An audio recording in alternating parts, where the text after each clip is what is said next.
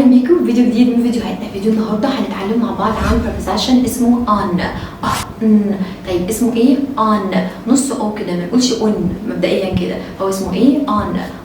اول حاجه لازم نعرفها عن preposition on ان هو بيجي مع ايام الاسبوع. بقول ايه؟ on Monday, on Sunday, on Friday وهكذا. يبقى preposition on بيجي مع مين؟ ايام الاسبوع. تاني حاجه بيجي معاها preposition on وهي ايه؟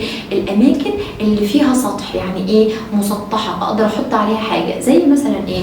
اقول on the table على الترابيزه، اقدر كمان اقول on the desk على الديسك، اقدر اقول on the floor على الارض. يبقى كل الاماكن المسطحه اللي فيها سطح تقدر تحط عليه الحاجه تقول ايه؟ on على، لان on اصلا معناها ايه؟ على. البوزيشن on بيجي مع المواصلات. ايه ده؟ ايه علاقه بالبوزيشن on بالمواصلات؟ انا عارفه ان المواصلات ليها بوزيشن تاني خالص. تمام. بالراحه كده، ساعات بنضطر نجيب قبل المواصلات اداه نكره او معرفه. طب ساعتها اتصرف ازاي؟ قال لك بص، لو وسيله المواصلات البني ادم يقدر يقف كده، البني ادم بقى على الحاجه، فتقدر تقول ايه؟ on. هو بقى على الحاجه، زي مثلا ايه؟ القطر. هو القطر البني ادم يقدر يقف فيه؟ اقول on the train. طب الاتوبيس؟